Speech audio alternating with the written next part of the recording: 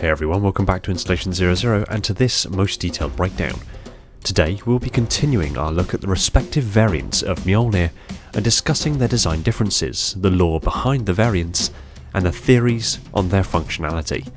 This is a continually growing series that will continue into the future. In the last video, focusing on the EOD variant, I asked which variant should be covered next. The most frequently seen reply in the comments to this was the Gungnir variant. So, much to the joy of many of you, and I'm sure Hidden Xperia as well, we are covering the Gungnir variant here today.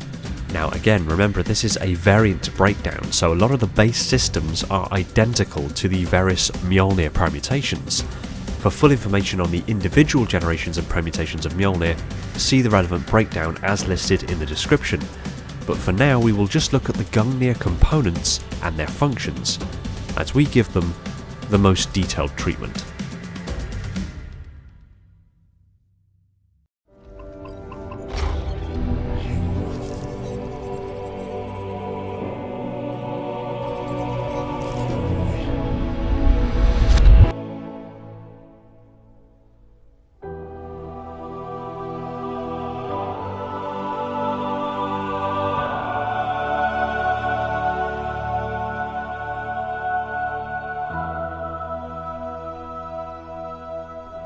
Gungnir is most commonly known to be a variant of Mjolnir-powered assault armour used by the Spartans of the UNSC.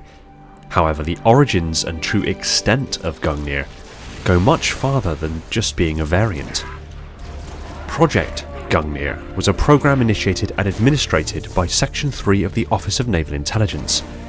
It was something of a tandem project working alongside Project Mjolnir, but still quite separate, with the goal of providing supplementary armor systems to the Mjolnir platform, with particular focus at optimizing functionality of Project Gungnir's most breakthrough and widely known technological innovation: the Model 6 Grindel Galalian non-linear rifle, also known as the Spartan Laser. The Spartan Laser is a shoulder-fired weapon firing a powerful microsecond-long pulse of energy capable of burning through thick plates of metallic laminates, nanocomposites, or hardened steels. The Spartan Laser is a devastating weapon, and its power and accuracy is a fantastic analogue of the Spartans themselves. When developing the Spartan Laser, the decision was made to make supplementary components for the Mjolnir platform to enable optimized use of the Spartan Laser. The result was the Gungnir variant that saw application on all major generations of the Mjolnir platform, as well as some limited use of some of the components to cross-branch applications.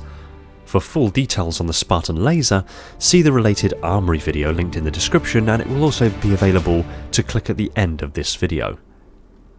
Gungnir first saw integration with the Gen 1 platform of Mjolnir, specifically the Mark V platform. This iteration was developed by Section 3 and manufactured by Mizraia Armory, and featured a helmet, shoulder pauldrons, and knee protection. The helmet of Gungnir features all of the major systems and components you'd expect of a Mjolnir-compatible helmet. However, its most instantly recognisable feature is the blast shield over where what could be considered the visor for the other helmets would be. This blast shield served to increase the protection to the wearer, as although the glass visors of Mjolnir are incredibly strong and resistant to damage, they are by no means indestructible. So the blast plate was opted for in order to increase the ballistic protection of the helmet. Its curved yet angular design nature adding to this protection, as it was designed out of an extremely damage-resistant material, and thus it is nigh impossible for a round to be fired and strike the blast plate straight on, meaning a glancing shot or a ricochet is much more likely than a penetrative strike. The primary purpose of the blast shield on the helmet, however, comes into its own when using the very weapon it was designed to complement: the Spartan Laser.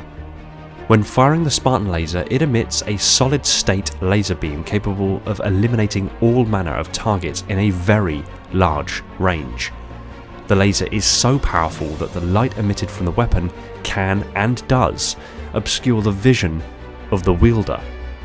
Mjolnir has reactive systems in the visor to compensate automatically by tinting the visor to a darker tone, to ultimately protect against high light levels, but the laser's activation is so sudden and the burst of high energy photons so immediate that the visor often doesn't fully polarize in time. So, to avoid long-term eye damage and a flare-like after effect for the wielder immediately following the firing that may reduce the user's situational awareness immensely and put them at risk in the battlefield, the Gungnir helmet opts to avoid a visor altogether, thereby shielding the user's eyes from the powerful blast. Instead, on the front of the blast shield is a small optical sensor that relays the view outside of the helmet to a set of stereoscopic ultra-high fidelity augmented reality or mixed reality pass-through displays built into the helmet. In all likelihood, the heads-up display and augmented reality visor overlays of Gungnir probably have the ability to grant the user special optical filtration systems that not only protect the user's vision, but also allows them to see the world around them in enhanced light and spectral overlays that effectively filter out the photon bloom from the Spartan laser, allow them to see the near invisible tracking laser that the weapon emits before firing, and likely enables increased weapon smart scope magnification and accuracy through Gungnir's SmartLinked Wired 3 optic suite. This system also grants full access to the Spartan laser, likely enabling features and functionality from the Spartan laser we haven't even seen yet. Despite being something of a bespoke variant set, the Gungnir helmet is still fully compatible with standard Mjolnir helmet attachments. Particularly the PZY 955 SSA Willow remote sensor is fully compatible with Gungnir. It's a dependable and natively compatible system with older UNSC and CMA encoding formats manufactured by Calib's Defense Solutions and compatible with the Marine CH-252 helmet. It can be employed alongside the Command Network Module or CBRN module, although it was previously available only to Beta 5 security teams and select Army Rapid Reaction Forces. It was also employed by ODST during the fall of Reach, and by 2558 had seen adoption by the Spartan 4 branch and by extension the entire Spartan branch itself. Gungnir is also compatible with the CBRN module, or the Chemical, Biological, Radiological and Nuclear module, which is a filter attachment used during extended operations in environments contaminated by chemical agents, radionucleotides and biological hazards. The Gungnir variant also comes with supplemental armour pauldrons. These composite armour panels are ergonomically shaped to maximise the range of motion for the shoulder, while also providing substantial protection from the sides. They were also likely developed to aid the wearer in better shoulder placement and protection when specifically using the Spartan laser. These plates were also coated in the crystalline refractive coating that was pioneered on Mjolnir armour. This coating helped disperse the heat from energy-based and plasma weaponry so often used by Covenant forces, allowing the heat to dissipate faster and distribute the heat over a greater surface area, leading to lower temperatures over the surface and reducing single-point heating of the plate that could easily result in the plate returning to a molten state and severely burning the wearer. In addition to the shoulder supplemental armour, the Gungnir program also produced knee protection, again made of the same composite as the shoulders and, again, likely coated it in the crystalline refractive material that became standardised across all major armour permutations in the latter years of the war, to serve better protection against energy-based and plasma weaponry, and not just limited to Mjolnir but SPI, ODST and Marine BDUs as well. Indeed, the refractive coating wasn't the only thing from Project Mjolnir and Project Gungnir that saw implementation in a cross-branch capacity. In Gungnir's case, the shoulder pauldrons and knee guards saw extensive application and adaptation across the UNSC Army's standard battle dress uniform or BDU, and very quickly became a standard component of the Marine Corps BDU as well, even going so far as to be implemented on certain variants of the ODST battle armour. Although it was relatively commonplace to see the odd component here or there make appearances in an adapted capacity within other branches of the UNSC Defence Force, Gungnir can certainly be included amongst the more successful variants to achieve this. The Gen 1 platform of Mjolnir, and indeed the Gen 1 Gungnir platform, was developed by the Office of Naval Intelligence's Materials Group. As with the entirety of the Gen 2 platform's design ethos, the development of Gen 2 variants fell to contracted corporations selected by the UNSC and UEG in support of the emergent Spartan 4 program. Design, development and manufacture for Gungnir moved from the Materials Group over to Hannibal Weapon Systems, an ordnance and material manufacturer founded by Jack Hannibal and based out of the Pori region of New Carthage. Although it is worth noting Hannibal had significant history and experience working in tandem with the Materials Group on other classified projects, including the Hrunting Yggdrasil projects. As a side note, I've already covered the Mantis in a most detailed breakdown, but if you think it's about time I cover the other Hrunting Yggdrasil platforms, including the Cyclops, let me know in the comments. Gungnir Gen 2 saw wide-scale adoption across the Spartan branch circa 2557 after being developed and tested at the Whiskey Gamma Facility 9300 Kotka facility, a specialist testing facility in employment by Hannibal Weapon Systems.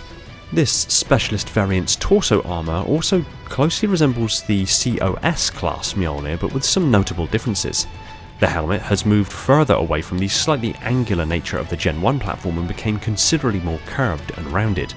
It still maintains the facial blast shield and the lack of a glass visor, again doubling down on the isolated video optics via the stereoscopic mixed reality display HUD and the Wired 3 sensory optimizations. However, the camera aperture has switched from the left side to the right side of the helmet, and the blast shield now features enhanced cranial plating. The chest makes use of a centralized power distribution capacitor, otherwise known as the Servo L903, and features a breech-anchored collar system granting the ability of in-field modifications. Spartan operatives have adopted the Gungnir variant especially when deployed to missions at or near Covenant manufacturing or refinery sites, as the blast shield and isolated optics assists in protecting the wearer against the intense flare radiometric conditions. While Gungnir hasn't specifically been carried over to the Gen 3 platform in the same way that it was redesigned for the Gen 2 platform, the Gungnir helmet, shoulders and knees of the earlier Mark V variant of Gungnir has seen upgraded models that are compatible with the Gen 3 platform making their way into Spartan hands.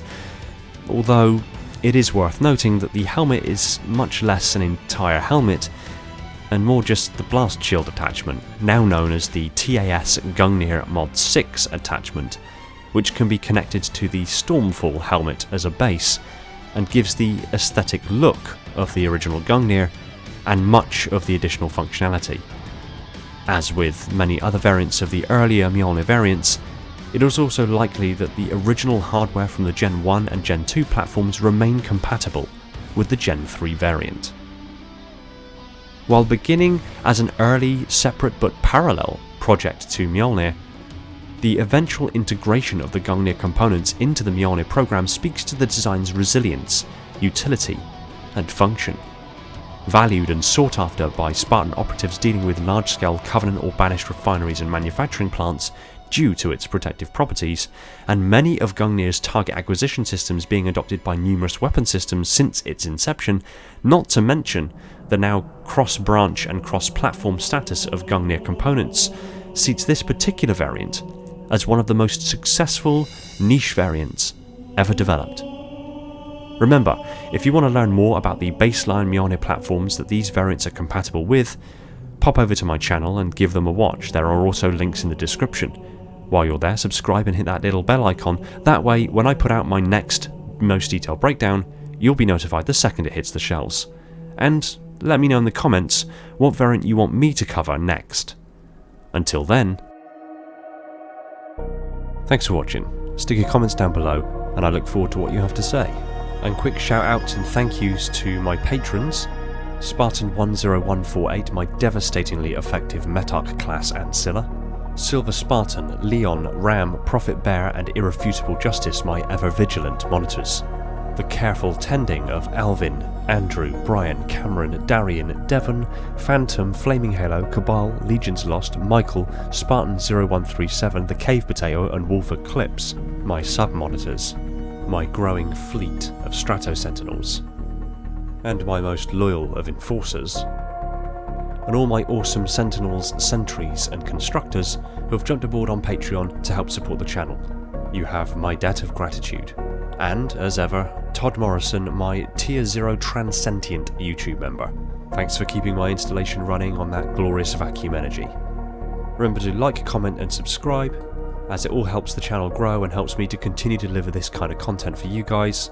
And if you're ready for your next steps in evolution, head over to Patreon and become a patron there, or become a YouTube member to attain a higher state of being. Much love to all of you, take it easy everyone, and find peace in the domain.